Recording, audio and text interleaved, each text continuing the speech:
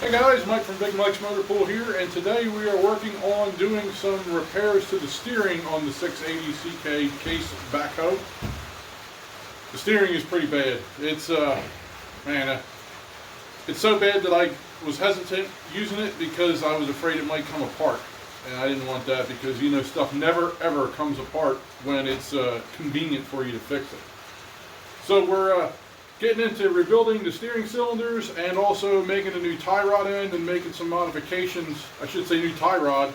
We're going to make some modifications because parts are not available, and the one piece that is like $285 and it's not enough, and I can't use it anyway because my tie rod is destroyed. So we're going to get to work on that. But one other thing, you know, working on this tractor, I'm getting kind of sick of it, even though I like working on stuff. And I was talking to the wife last night, and you know, if you're going to go buy a tractor like this or any kind of equipment, something old, this thing's I think 54 years old, 1967, just bid on it at the price of scrap, because it may run and it may drive and it may do your job, but if you're going to get into the thing and want to make repairs and keep it forever like I usually end up doing, it's a lot of work, not going to lie. Not overwhelming, but some folks may not want to get this far into a project like this, and I don't know. It costs a lot of money, I'm not going to lie. I'll probably have double the price I paid for this thing in the machine when I get done with it to, you know, make it operational, and that's not going to include a few years when I tear it apart and paint everything and fix every little thing. But anyway, just wanted to, you know, bring that to your attention and just something to think about if you're going to go buy something old. You know, it's old, it's worn out. Unless you're getting something that, you know, maybe a guy bought to use on his farm and didn't use much, or, you know, it's just a guy that had extra money and wanted something to have, to use occasionally. Maybe it sat for months on end. Maybe that might be the difference in this theory, but most of the stuff, it's, you know, like this, it was bought to be worked, and that's what it got. You know, it got worked every day almost, and for its whole entire life. So things are worn. So just keep that in mind. But let's get into the fun of making tie rods and fixing steering cylinders. All right, so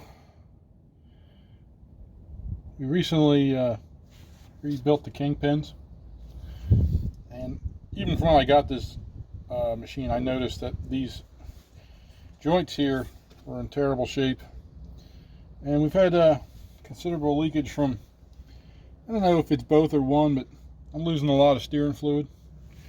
You can see they've seen better days.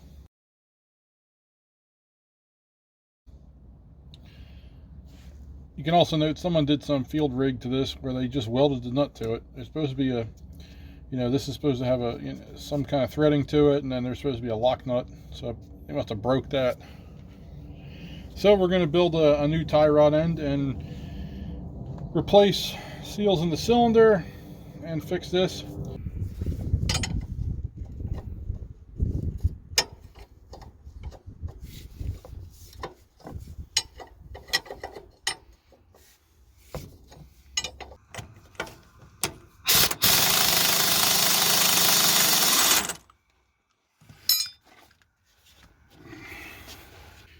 Normally you wouldn't take these off with a hammer, but since they're destroyed anyway, I'm just going to make it happen. They came out real easy because I had these apart to do the Kingpins about a month and a half ago. Otherwise, you'd be sitting here fighting with this. I had to heat this one up, and I think that one too. You can see the burn marks, but that was from a few weeks back. Well, a month and a half, I should say. So here we are underneath. There's the left side cylinder, right side cylinder. We got two lines coming down from up top. They look a little crusty up there, but the lines overall don't look bad. A little old, but you know, there's no significant cracking or anything, so I think I'm going to just reuse these.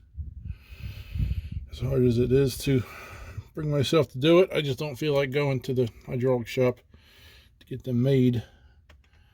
So what I'm going to try to do is These are on a ball pivot, and there should be in the back here a slot that you could untwist a plug out of with a, you know, like a flat slotted plug, straight slotted plug. I'm going to try to remove the nut here and then get them out that way.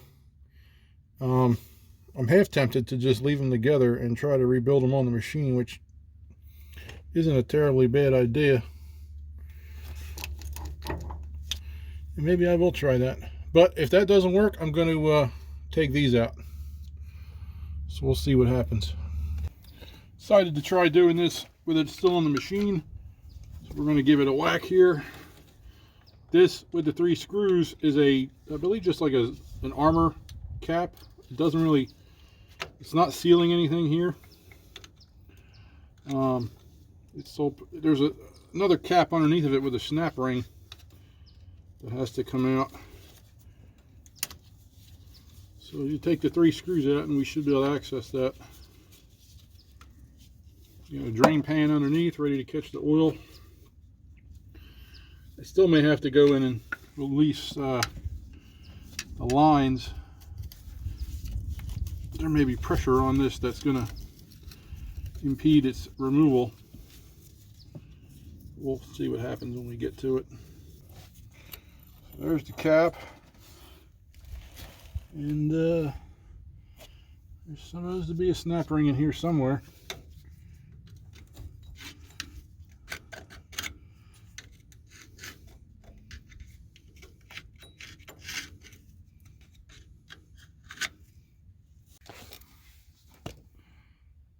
So what I found here is not what's in my manual.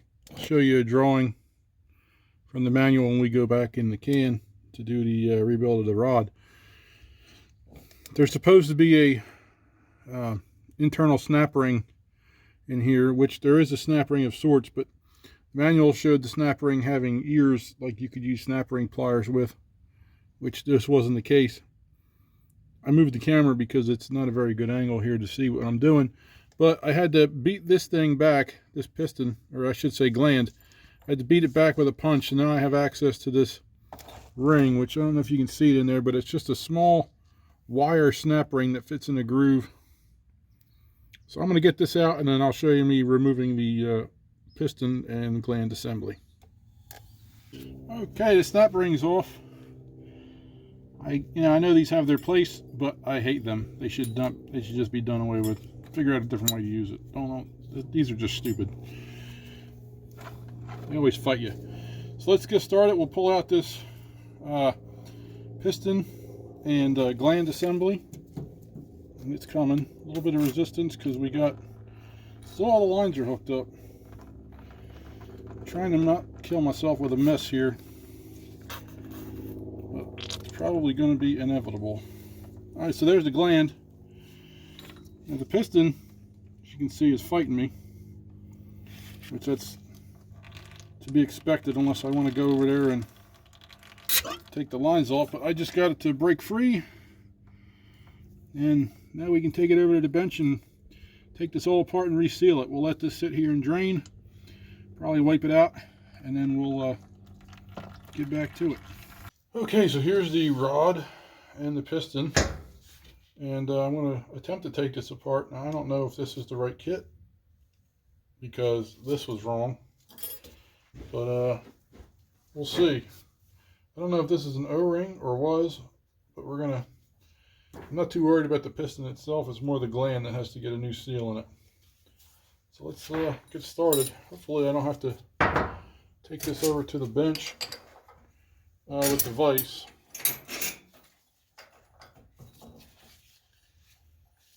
Very well might have to. I'm going to go crack this loose and come right back. Alright, so we got it loose. And let's proceed to take this off. I'm interested right now in seeing if these pieces are all interchangeable with what I got. It's like this. I don't want to take that apart yet because I don't know if I'm going to damage it, and if it's not right, it's going back together. Here we got the gland. There is a snap ring in there, which I think I'm going to have to get different snap ring pliers because I don't think the ones I have here are the right size. Extra tiny snap ring removal tool for extra tiny snap ring.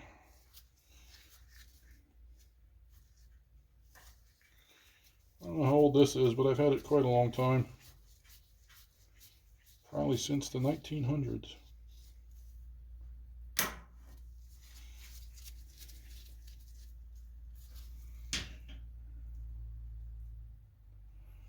I'm guessing I'm removing is a washer of sorts. Let's see if it looks like the drawing.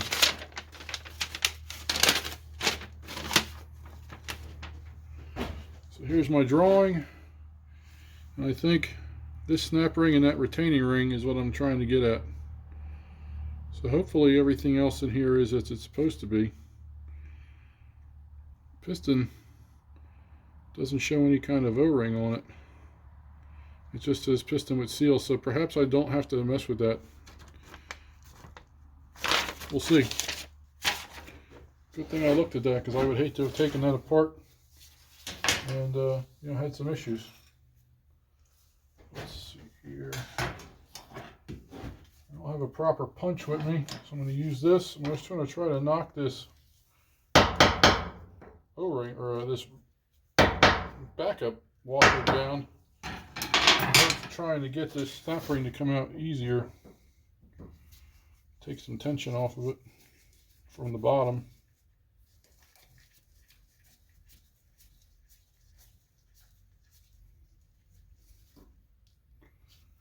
One big thing about these, you should always hold your hand on it, not like I'm doing right now, but as soon as you can get a grip on that thing, grab it, because these things will go flying if you're trying to save it. And let's see, spill some of this stuff out and compare.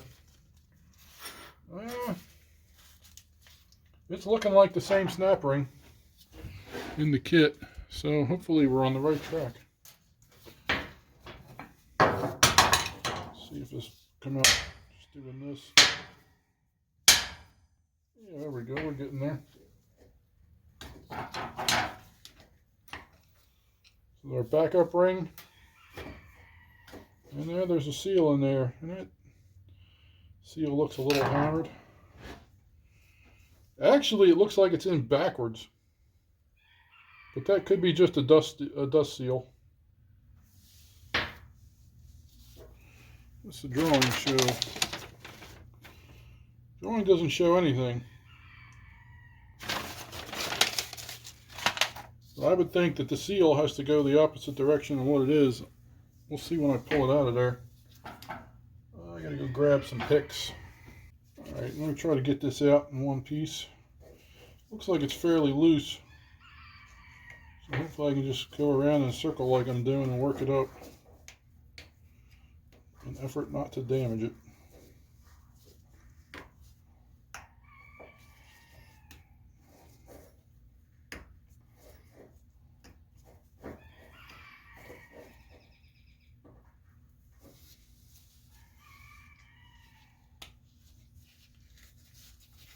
Every time you pull it out, I want to go back in, but there it is. So what do we got next? According to the drawing, there is another inner retaining ring that has to come out.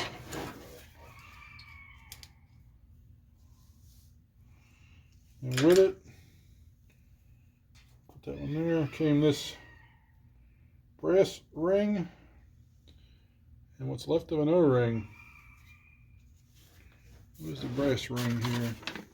So there should be a washer, what they call a backup ring, and then an O-ring. Now, is there an O-ring in there?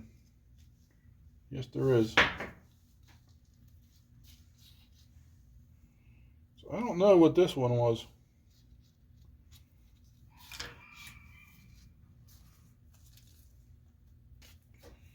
Let's see what we got for O-rings out here. Looks like there's possibly 2 O-rings on this.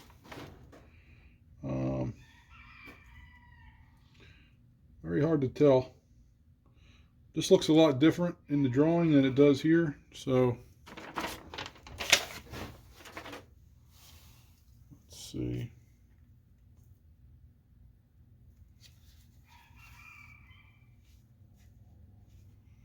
Again, we're trying to be careful because I'll put this back together if I need to.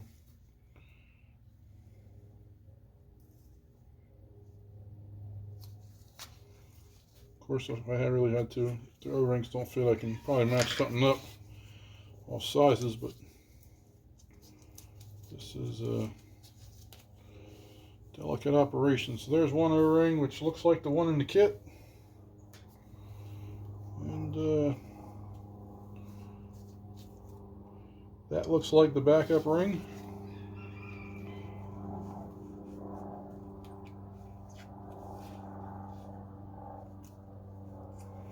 Which disintegrated as soon as I took it off. So hopefully that one's right. So this should be the full disassembly. I believe that ring that came out that I thought was an O-ring was really a backup ring. This one right here. So it looks like this kit is going to work. Now, one other thing I'm going to do, besides cleaning up all these parts, so I'm thinking that this definitely is some sort of unit item. Even in the instructions it shows that this being a unit. But what I have to do, I'm going to also break off this tie rod end. There's a nice spot to hold it right there. So I'm going to have to put this on temporarily. And I'm going to measure from the center of the tie rod end out to the end of the piston.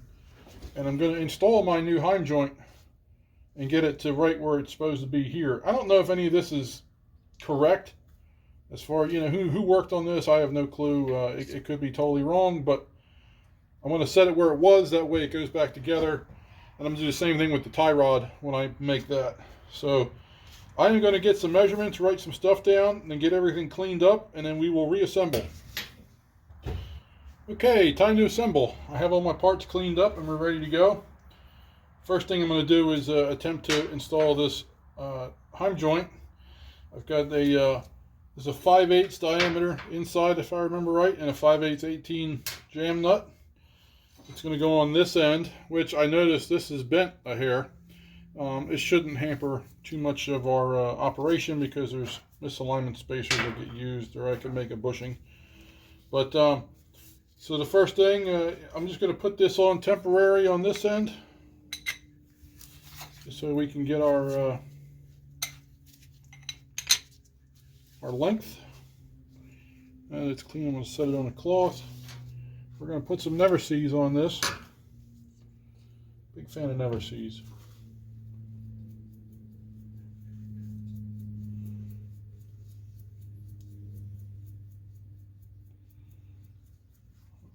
This rod was a little beat up, other than the bend. There was some spots of scoring and such, but I don't believe that there's enough of a problem to warrant replacement at this time.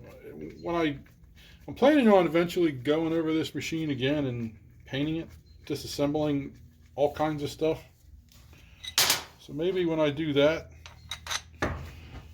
I'll get some rod stock and go ahead and remake these. Now I'm starting to bind up on old threads that haven't been used in a long time, so I'm going to put the rod end on and just see if we're even close. 14 3/16 was my measurement from the end of the piston to the center of the tie rod end that was on here. I think we're going to be long. Not really. We're right at 14 1/4 on this. So if I put this guy in the vise and give it a couple of cranks, I think we'll get it down some. So bear with me, I'll be right back. Alright, so we got the rod set up. Exactly 14 3/16. Not that it matters extremely because this may very well be off as I mentioned, but now we're going to begin assembling the gland to put back on the rod, and then we'll put the piston on last. So I mentioned that seal I was kind of concerned about. Looking here in inset A, you can see it there. It does show seal direction, and the way it was in there was correct. So this must be just a wiper seal to keep dirt and grime from getting inside the gland and contaminating things. So we're going to put this back together the way it came apart. Alright, so the first thing we're going to put in is that O-ring, which goes in the bottom. And I'm going to get a little bit of oil on it. This is the stuff I use in the steering. It's actually the stuff that's supposed to be in the transmission as well. I shouldn't say transmission, but the torque converter assembly. But manual recommends using the same stuff, so that's what I've been running. So if you noticed when I was pulling this apart, how clean and nice that oil looked was because all the old stuff leaked out, and the new stuff is what you see here. So if I remember right, this backup ring, this little guy, if I can pick it up, goes in there next. There should be enough oil on that inside to contain that.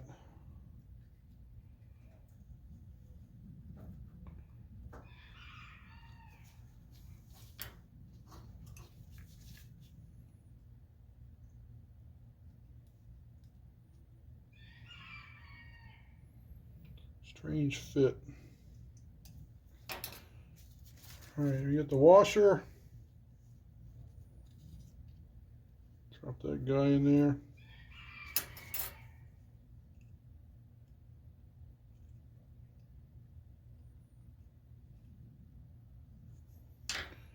We have a retaining ring.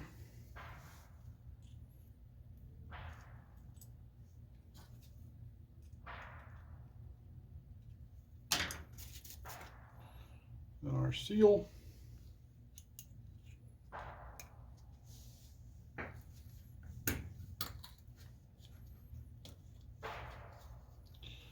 Hope I didn't go knocking the spring off the seal before I even install anything. Push that guy back on there. We got the next ring.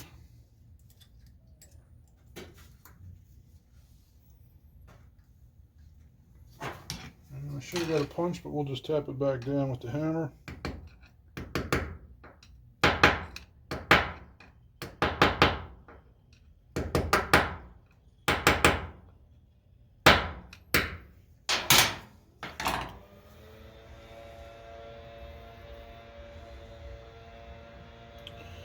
I'm not really liking how it's going together, but I'm going to assume what I did is alright. I got just enough room left for this retaining ring.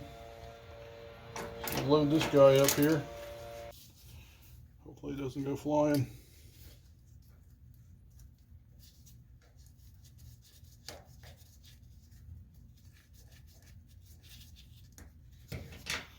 That looks like that's it. The backup ring is sitting a little funny. At least I think it is. It's probably just me being OCD, but I don't really like the way that just sits in there. But there's not much else I can do. We got a clear shot through. Now we'll put the O-ring and the backup ring on the gland itself.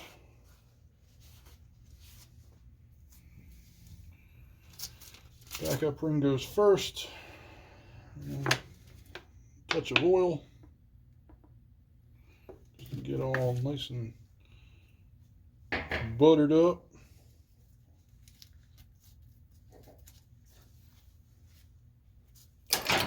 This one will work better. Get this in here. I'll easily work this over with the pick. Try not to be too rough with it. And work it down to the top.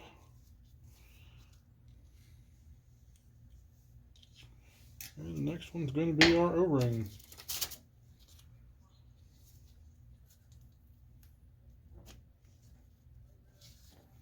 Just want to make sure we're not going to be getting underneath that backup ring, so we should be good there.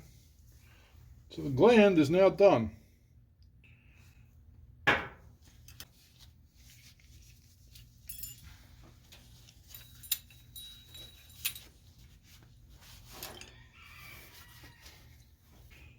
Okay, so after a bit of a fight, I finally got the gland all the way on and together.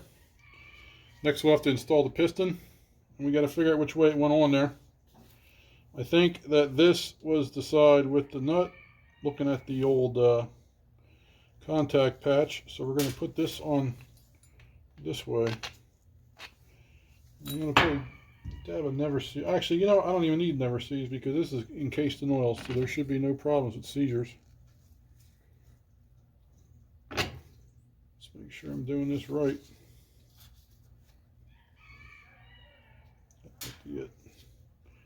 Yeah, we'll do it this way. Actually fits a lot better too, doesn't it?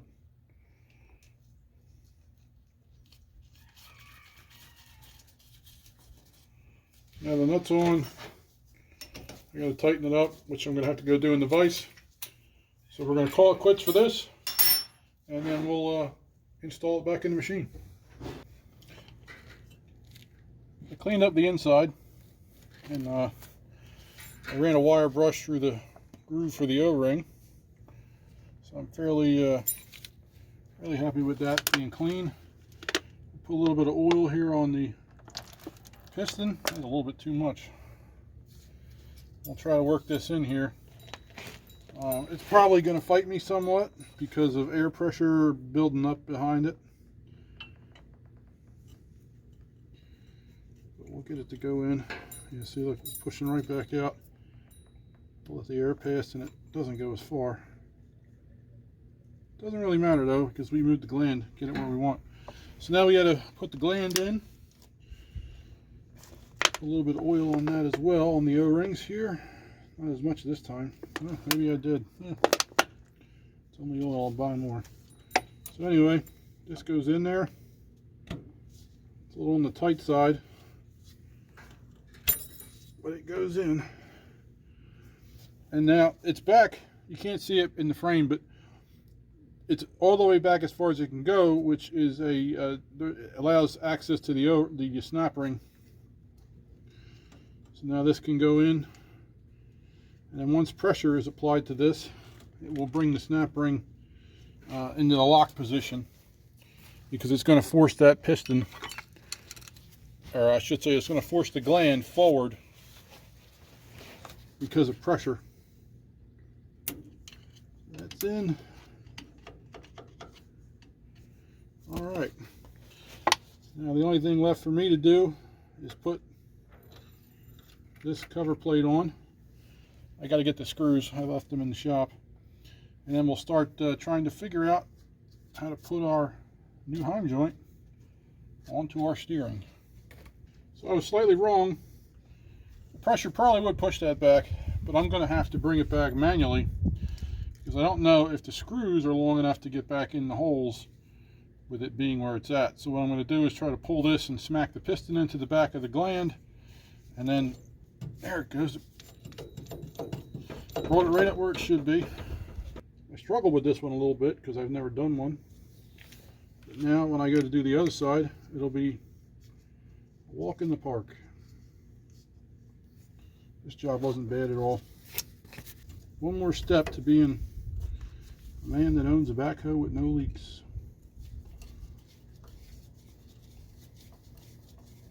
I can deal with drips, a little bit here and there, but when you got to constantly check the damn thing, and hopefully you don't run it too long and run out of fluid for one system or another, that's when it's not good. Not good for the environment. Not that I'm an environmentalist or anything, but oil is getting expensive. Everything is. So why not try to stop wasting it? Alright, so that's that. Cylinder is rebuilt. On to the next step. Alright, so we have this done. We talked about that a few minutes ago. Now we got to connect it. And the magic potion for this connection, this guy. I remember right, they're called Heim Pins. I'll double check that. If there's something, I'll make a caption for you, but if it's different. So basically, it's a taper that fits in the hole where a tie rod went, and it allows you to put a Heim joint in place of a tie rod end. Now, these may not be DOT approved, so I'm not going to tell you to do this and run this thing down the road. It'll probably be fine, but these are pretty strong, and for what this is doing here, it should be strong enough, no problem at all. And they're cheap. Like, you wear this out, you can get another one for like 15 bucks, maybe even less than that. I can't remember what I paid, but these were a little on the expensive side. Not terrible, but I want to say they were 20 or 25 bucks a piece, maybe somewhere in that range. But anyhow, they just drop in the hole, and we're going to put some never sees on them. I can get them apart in a few years if I ever have to. I don't know if you're supposed to never cease to taper, but I'm going to do it anyway. I'm probably never going to pull the tapered pin out, but I just don't want to have to worry about that. Drop it in, she fits nice. And I'm going to check the bottom, just make sure it's not coming through. It's going to be real close. So I'm going to go get a washer and put on here to go with it. Okay, so this is showing pretty close to the bottom. It's not made for a backhoe, and things may be slightly different, but the taper is very correct and nice. There's not much movement at all with it loose. So what I did was I got two different size washers. I'm going to use both. This one first, more as a spacer. If it starts to pull through the bottom of the bracket, it'll come into this, and then this will just keep the nut from, you know, having too large of a hole to fit through. Maybe it ain't the exact right thing to do, but neither is this. So we're just making stuff work, keeping machinery running. Just put it together, and that'll be that.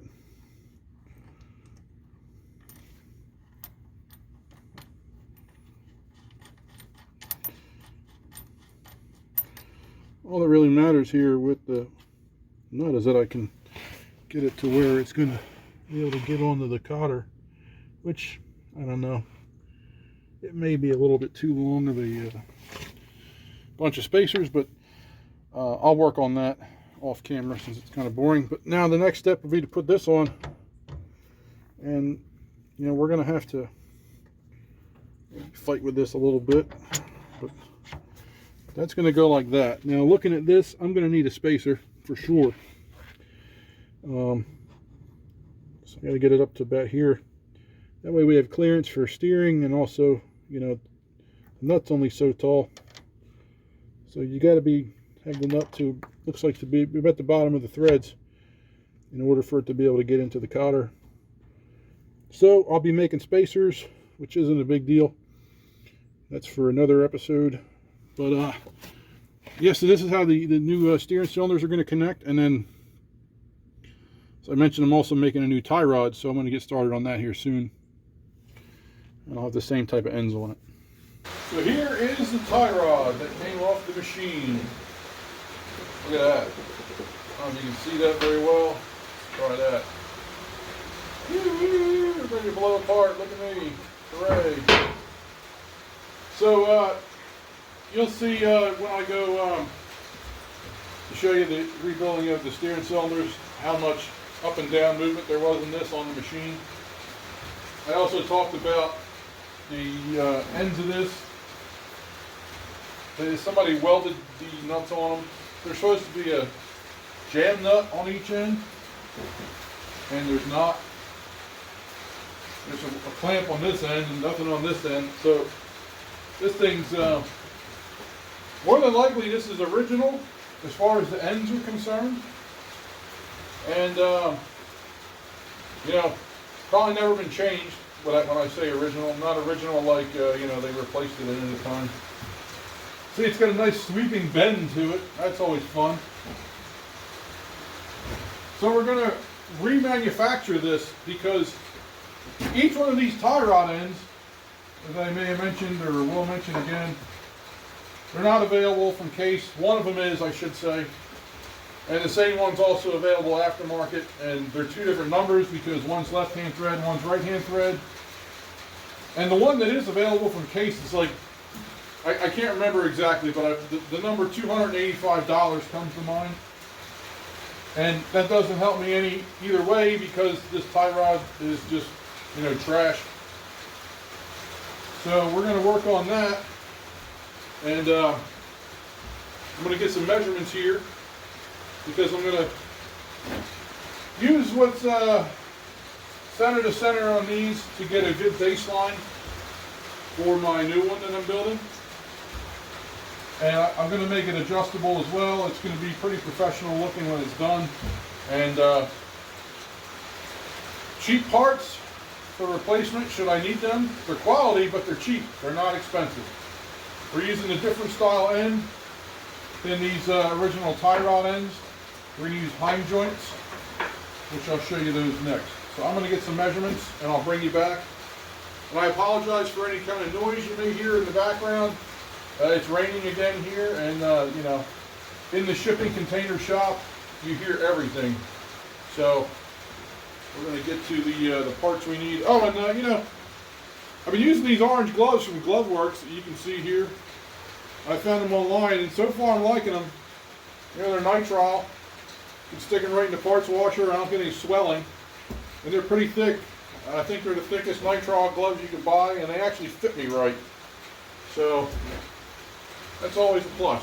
But we're going to try to do a review on those later after I get some time. Here's what we are going to make our new tie rod out of. And I'll bring you down here to get a closer look at this stuff. But I wanted to get this length of tubing in the picture.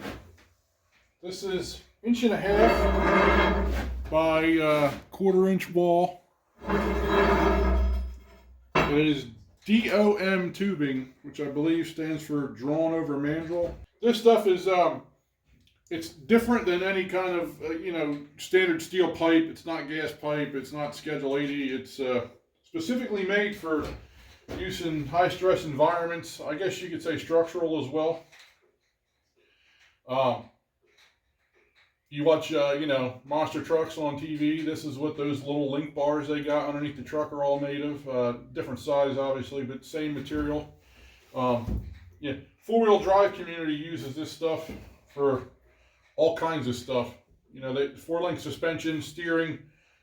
It's pretty strong, and I mean, you still may bend it if you give it enough abuse, but it's going to take a lot more to hurt this than it would, say, gas pipe or just regular steel pipe of the same wall thickness. It also doesn't have a seam inside, I don't believe. I'm pretty sure it's seamless, or it's been honed or ground or something to that effect. So it's great for sticking these bungs in to weld up your different assemblies you're going to make. So we're going to use these Heim joints in place of our original tie rod ends. As I mentioned, they're just not available no more. And this may get a little redundant. I may mention these again in the cylinder rebuild, but here's something that are called Heim Pins. It could be a different name, but I got these from a place called Cartech Off-Road, and I matched up the taper by doing some measurements, and these were the closest I could find. I'm pretty sure they're correct. All the measurements worked out. They sit a little deep in the hole, and this pokes out on this end down the bottom just a hair. So on the putting the small spacer washer on here just to take up some room so that this can protrude a little bit, so I get it nice and tight. They came with castle nuts. Got to supply your own cotter pin, which is no big deal. Here we have the Heim joint assembly, and I bought these along with the DOM tubing from a company called Rough Stuff Specialties.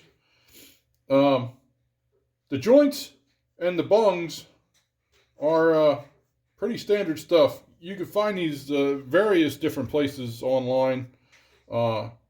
It's a common thing in the four-wheel drive and off-road community. So there's folks that have deals on these everywhere. Obviously, there's cheap China ones, and there's, you know, American-made ones you could pay more money for. But I think these may be offshore production. But regardless, I think they're going to be, you know, pretty stout. They are a little bit smaller in shank size than the original tie rod ends. I'm not sure exactly. I think they're 7/8 maybe. Let's see. No, they're not 7/8. These are a 3/4 inch, it looks like. And I don't know. I think this will be okay. They're made of some kind of alloy steel, so they're pretty strong. So what we have to do with them, you know, is stick these bungs in the ends of the tube once I cut the tube to length, and then you just weld them up. When you weld these in, you want to have this bung separated from the rod end. You might feel the need to you know, stick this in there and shove the rod end in and weld it, but this and this are going to cool at different rates, so you have to just set the welder correctly and not go overkill with this when you weld it in. Some guys will do plug welds here, they drill and whatever, but for this application I'm going to say that, you know, just welding the end of it is fine. And it's nice you have a nice little spot to put your wrench. Let's see, this will hold a 1-inch wrench, so you can adjust this pretty easy. And I got a left hand and right hand thread, so it's going to be just like a factory setup. You just get on one side and twist it, and it's going to move it in or out. These are supplied with these what they call high misalignment spacers. And what those do, you put these in, which, you know, if I was going to use these, I would have got bigger diameter joints. These are going inside. They're going to take up some space. So this, I believe, is 5/8, and you know, it's knocking you down to, I don't know, maybe ½ inch or maybe even a little less than half inside there now. But if you need something that moves a lot, these allow the joint to flex and move much farther than it would if you had a traditional, you know, bolt or spacer in there, or if this was just sitting flat against a surface, you know, such as, you know, like that. If you just had it bolted down, you can only go, that's it. On this application, we're not going to need these. We're not going to be doing any crazy angles where the steering's going to be like that. It's just pretty much straight. It may move a hair. So what I'm going to end up doing probably is having to make up some spacers, just straight spacers. I probably use a 5/8 nut, trim it down some, and then drill the center out so it's a, you know, more close and precise to fit over this. This is really pretty precise right here. It fits in here nice. There's no movement. So that's what we're doing there. I did some math and I figured out what my lengths need to be for the differences. The tractor wheels on my 680 CK are supposed to be 70 3/4 inches from the center of the tire to the center of the other tire. And surprisingly, with that old crusty tie rod end, they were just pretty much dead on. I don't even think it was a 1/16 of an inch off. So the original tie rod was 57 1/4, or no, actually no, it was 57 inches. And then when I went out there and did some more measuring, I stuck one of these Heim Pins in the other side, and then I measured it to the center, off the edge of this to the center of the hole on the other side. And then I just subtracted 5/8 of an inch to get you know, half of that. And the total length I'm going to need to make this from center of the hole to center of the hole ends up being 57 3/16. And I already calculated my distances here. We're going to have a 2 3/8 difference from the center to this. So I need to go 57 3/16 and take off 2 3/8 on each end, which comes out to 4 3/4 difference in total. So I didn't figure out exactly what that comes to, taking it off of 57 3/16, but that shouldn't be hard to do. So I'm going to figure that out and get this cut up. Unfortunately, this is just a hair too large in diameter on the rod to fit into my lathe, which kind of upsets me. I was hoping to get a nice clean square end on this, but it's not a big deal. I can cut it in the chop saw and get it pretty close and nice. Regardless, these are going to go in nice and straight because of the bung being machined the way it is. It's already a really tight fit. I'm probably going to have to hammer them in there with a dead blow or something like that.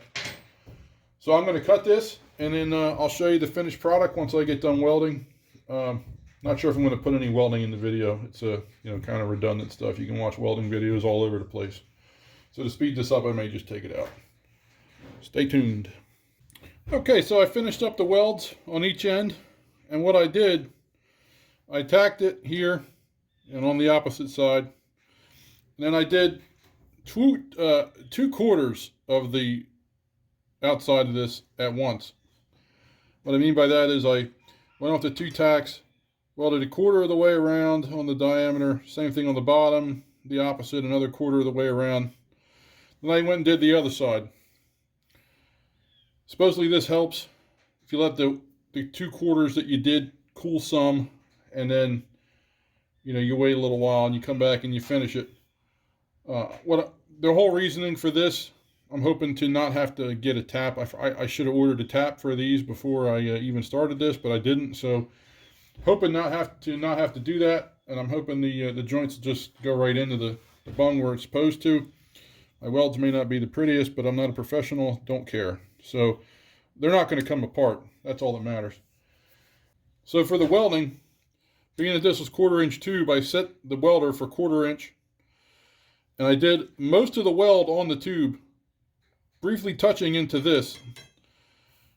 It's considerably thinner most of the way around, like maybe a hair over 1/8 for the most of this. And the heat is what's going to distort your threads. So this whole process of doing a quarter of this side and a quarter of that side and letting it cool and go back and forth, it's all to try and keep the threads from getting distorted. So hopefully it threads right in like it's supposed to with minimal effort. So we got to wait till this cools completely, and once I can just grab a hold of it and touch it and not get burned, then we should be at a temperature where we can try to thread in the rod ends and hope for the best. So apparently I did something right when I told you about the way I welded these. I started wire wheeling them, and I did some little deburring here with the grinder, not just touching off, trying to get little bits of welding slag and spatter off. And then I went in for lunch, came back out, and I was gonna run a tap through these, and I was hoping I didn't have to, but I forgot that, I don't know, maybe 3 years ago, me and Sammy went to a auction at an old race car shop up in Trenton, and the guy was closing up, and we bought a lot of stuff there. I think I spent like $1,600 or $1,200 at this auction on all kinds of machining stuff. And in the load, I found the taps. This is a 3/4 16 right here for this, and that's what I got. Now you notice I got 2 taps. Well, what I failed to mention to you earlier is that if you do this the way I did it, where you can make it adjustable by just turning one end, and it'll pull them both and move them both the same way, you're going to need a left hand and a right hand thread tap. So I got lucky and had them here, but I didn't need them. I started after lunch. These are completely cool, actually cold. Temperature, same temperature as the table now. And I've done nothing to these. There's not even any lubrication on this yet, and they go right in and out. So set your welder like you should, and weld mostly on this and touch into the thinner piece as you're going, and hopefully yours will come out the same way. Now, one nice thing I did find also is I mentioned these are 3/4 16. Well, 3/4 16 is the same thread pitch as the lug nuts and studs on the Army trucks I sell parts for. And I happen to have a stud here in the shop, just an old one. So what I'm going to do with this stud, you say, what the heck does this have to do with anything? I can put the stud into the hole on each end, like so. Then I can tie a string or wire to this, and it will keep my threads clean while I primer this thing up. I was going to get some yellow paint and put on it, but we're going to hold off on that. I'll wait and do it when I do the whole machine later. I just want to get some primer on it to keep it from getting all rusty and making my job later on more involved than it has to be. So this is it for the tie rod. I'm going to get some paint on this, give it a couple hours to cure up, and then get this joker on the machine. So here's how I'm making the spacers that are going to go underneath the rod ends on the cylinders and on the tie rod. I got this little mandrel I made up so I can get this in the jaw, and this is definitely not indexed in, if you will. It's going to wobble a little bit. So I'm basically just taking off the hex shape of the nut, getting it round, and then on the two for the tie rod, they're going to stay at this width. The ones for the cylinders, yesterday I took one down to about 3/8 of an inch for thickness, and it seemed to work all right. The tie rod has to have a little bit more room because the tie rod itself is going to come over the arm some. So we're going to go with this full width. I'm not sure how wide these are, but anyway, this is what we're doing. I'll do one of these real quick and then we'll move on.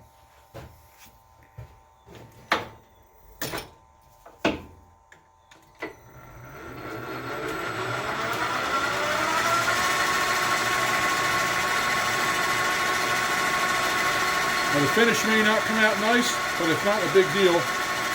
This isn't a very critical part.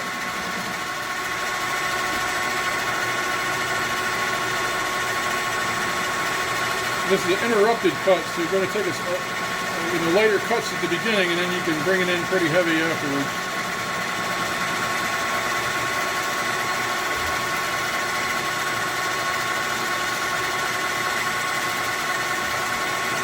This is auto feeding right now.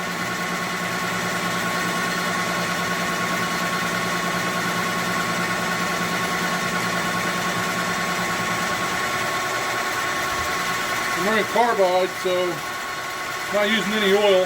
Sometimes I do with carbide, but very rare occurrence.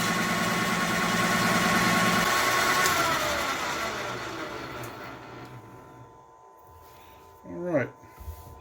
Yeah, you can see the finish is a little bit rough, but as I mentioned, it's not a big deal for this because it's just a spacer to go on a crusty old backhoe. So since I put these on with wrenches to tighten them, now I got to take it off and we'll use the pliers. Just the easiest thing to get a hold on this. Lock the lathe in the back ears so it doesn't move. Nice good grip. And there she is. Now on this next one, we'll face it down to 3/8.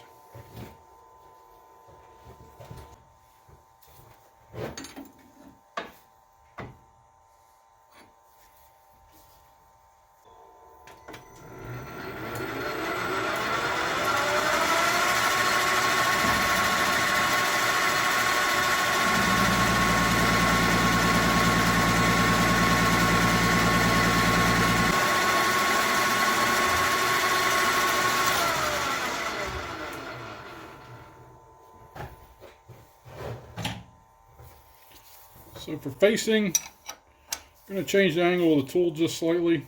I may not have to, but I like to do it this way. And the facing, it's not going to be as loud. I'm going to hand feed this just because it's a little quicker. So we're just going to take this little, I'm not putting any marks on it. I'm just going to take it down to about 3/8. Not super critical, so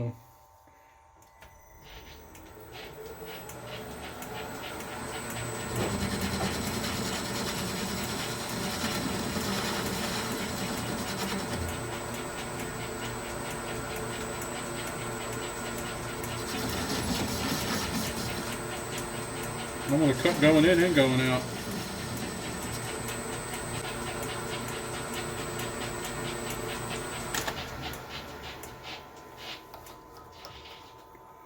Alright, we're going to take a look at that.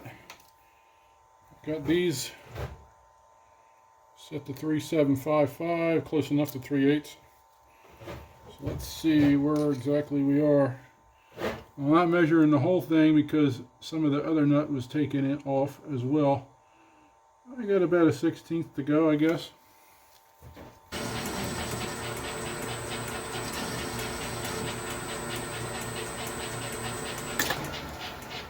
Alright, I think that's good. We'll check it just to see if I'm close. I don't think I'm going to even try to make it any better. And it's like right on 3/8. Alright, I got a 5/8 drill bit in here. I don't have the next small size up, so we're going to drill this 5/8 and then I'm going to bore it out to final size to fit over the pin. The pins are they're pretty precise.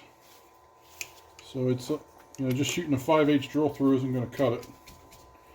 Found that out yesterday. So let's get this started. Well, it helped if I unlocked it.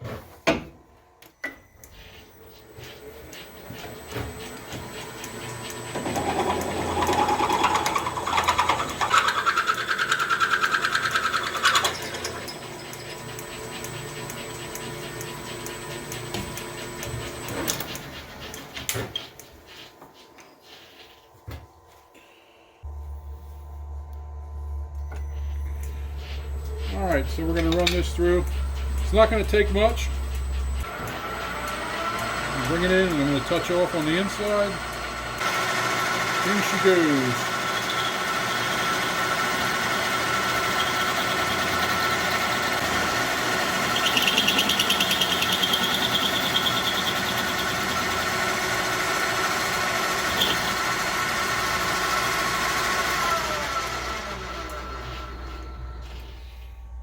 Alright, so we're going to see if this pin fits, which I believe it will at this point.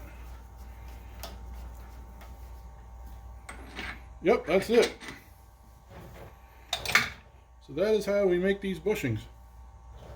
The last part I forgot to show you, cleaning up the face on this one. I'm going to use this large drill bit just to give it a little bit of a chamfer. On the other side you don't have to because it's already, it's got the finish of the nut, so it's smooth and nice. So we're just going to touch this off just to clean it up, and then that'll be that.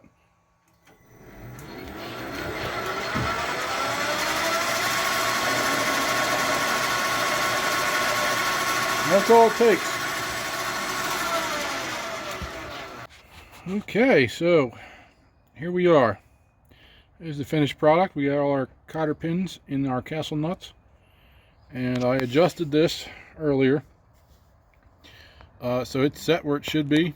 The lock nuts are all tightened up and locked up. And we're looking pretty good. I had a little issue under here with those spacers I made. I originally wanted to leave them high because I was worried that this was going to interfere with the bracket. But when I put them on there in their as machine format, I couldn't even see the hole above this line in the castle nut. And under here, there was almost 3/4 of an inch clearance. So my remedy to that, which I'm going to show you a picture because the video I took was in the wrong format, so I can't put that here. But in this picture, you'll see I made a bushing that was stepped. I basically took the bushing that was in there, I ran it down to 3/8 of an inch, and then I took it down in a step. There was 1/8 of an inch to make the total height getting raised was 1/4 of an inch. And the reason I did that was we had the spacer I made originally in here plus a washer, because there was the taper is the correct degree, but the taper was not wide enough at the start. So basically it was cut short, but the degree was right. The further down it goes, it got tight. So there's a spacer on the bottom here, which you can see on that nut, so that the bottom of the pin can protrude through without being impeded and still get tight. So that left a valley, if you will, around the pin inside the tapered hole. So that's what the step was for. I stepped it down so now it's fitting in the hole a little bit. I don't know if it's on top of the pin or not, but I got rid of that washer. I got this down to a 1/4 inch of height, and I'm going to try to show you how close we are here. All right, that's on the lock on the other side. We got about, if you get rid of the dirt, there might be 1/8 of an inch there. Maybe not quite 1/8, but it's not going to touch anywhere. So, cylinders are all rebuilt, and there's our nice new tie rod. Paint's not even fully dry yet, and I got grease all over it. I didn't mess with the lines. Thought about trying to tighten them up, maybe. Some of the lines may be leaking, but we had a lot of rain recently, so I don't really feel like getting wet. You can see my gym mat that I use as a creeper is all soaked. I dropped my safety glasses in the juice, so I got to throw them out. But yeah, when it dries up, I'm going to mess with those. Try not to replace them, but I just might do it anyway if it's going to stop some leaks.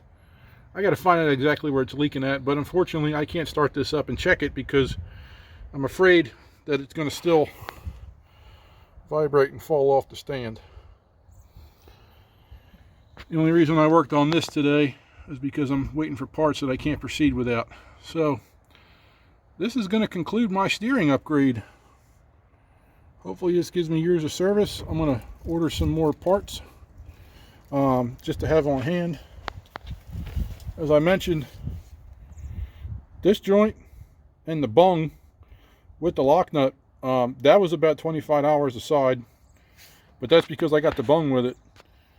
This was only about, I think, $15 or $12, something like that. They're cheap, so you can afford to get a couple and throw them on the shelf. If there's a problem, you change it out real quick and keep it moving. So I'm going to get a couple of them. I'll let you know here. I'll put a caption in as I'm doing it. How much I have in this tie rod and the ends for the cylinders, and that way you can get an idea. It's not much. I mean, it's it's more than $100, but in the grand scheme of things, it's a lot less than that one available case tie rod end. So anyway, thanks for watching, and be sure to like and subscribe.